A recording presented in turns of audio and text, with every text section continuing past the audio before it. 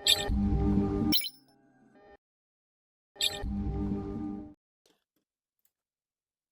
сайн залуусаа. За өнөөдөр бол 26-ны өдөр болж байна. 1 цаг 27 минут. За ерөнхийдөө бол цагаан сар болох гэж байна. Бас 3 сар болох гэж байна те. Окей.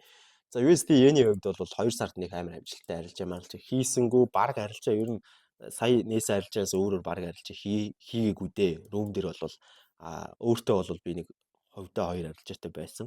За энэ дээр нэг ингэж арилцсан 25-нд тийм ээ. За энд нэг ингэж арилцсан. Энд нэг ингэж арилжих гэж чадаагүй. За тэрнээс урьдчилж энд нэг юм арилжаа үүссэн.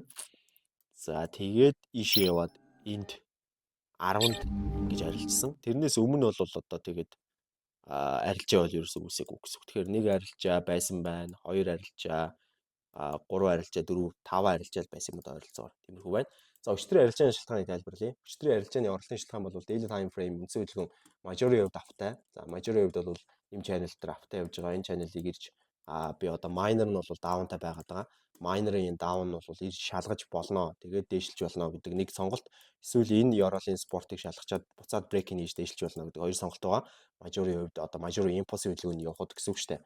Majority impulse хөдөлгөөн чи өөрөө ингэж яваад impulse ингээд tracement ингэж яваад impulse tracement impulse гэж явах хэрэгтэй байсан боловч энэ tracement дээр хэтэрхий удаж байгаа учраас хоёр туудаага ирнэ гэж үзэж байгаа гэсэн үг тийм ээ.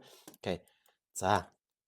За тэгвэл одоо үндсэн minor-ын downtrend-ийн хөдөлгөөн tracement хөдөлгөөн Fibonacci-гийн 61.8 талдаа илүү өндөр хувьтай. Доошоо бол хасгарын төлөө өрсөлдөж хүрсэн байсан өчтөр.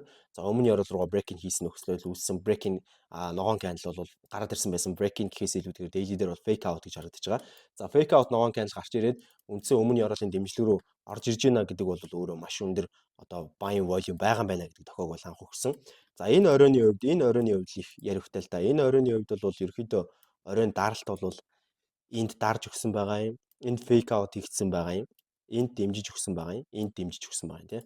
За тэгээ харах юм бол энэ оройны даралт бол байж иж болохоор. Эсвэл бол энэ Yorol гэдээ харах юм бол ер нь бас ялгаа авахгүй. Адилхан fake out хийсэн байна. Тэгэхээр хөдөлгөөн маань fake out хийсэн дээшээ бол энэ resist рүү өсөх боломжтой гэсэн buying volume daily дээр орж ирж байгаа. Нэгдүгээр, хоёрдугаарт нь daily-гийн Fibonacci 27 хас 27 өрцөн учраас үнцүүлэн tracement хийх бүрэн боломжтой бол авчиж байгаа. 4 цаг дээр хөдөлгөөн 4 цагийн downtrend selling zoneтай downtrend selling zone-ыг өчтөр ингээ ажиглах юм бол ерхий хөдөлгөөн Fibonacci-гийн 61.8-тай хас 27 өрөх боломжтой байсан боловч хүрэлгүйгээр буцаад хөдөлгөөн маань орж ирсэн нөхцөл байдал үүссэн.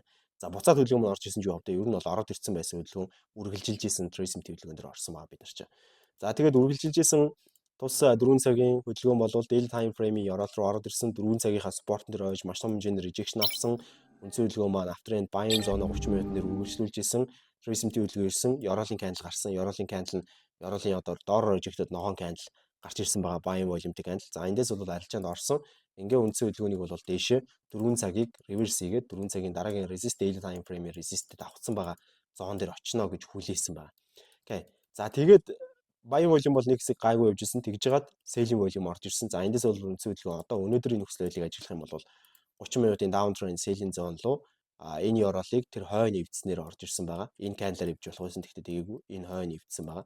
Энэ хойно эвдснээр үндсэн хөдөлгөөн ингэж орж ирээд ерхий хөдөлгөөн маань дээшээ одоо бол энэ оройг эвдээд энэ resist-тэй туулаад 4 цагийг reverse хийгээд tracement хөдөлгөөн авчирхад daily time frame resist руу харсан buy хийж болно.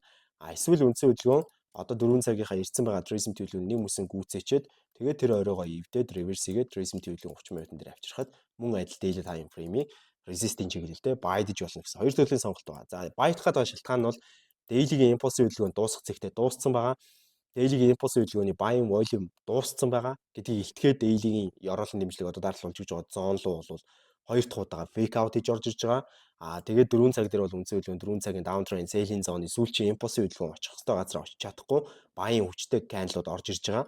За тэгээд өмнө орой руу чиглэсэн байдалтай өөр resist байх байгаа учраас энэ resist болон энэ resist-эн дээр ийм хөдөлгөөнд үүссэн тохиолдол байна гэсэн. Ийм анализтай сууж байна. Окей. За энэ бол USD-ийн орлогын шалтгаан байлаа. USD-ийн өнөөдрийн анализ байлаа. Тэгээд хэдүүлээ. Ямар ч үсэн юу яасан сүүлд одоо сүүлийн арилжаа хийснээс хойш бол эхний арилжаа маань байлаа. Тэр арилжаа маань алдагдaltaй гарлаа. Би бол 2% алдагдaltaй гарсан. Окей. За тэгээд цааштай арилжаа нь амжилттай байна гэдэгт итгэлтэй байна. Бүгдээрээ тэгээд USD-ийг харцгаая. Окей.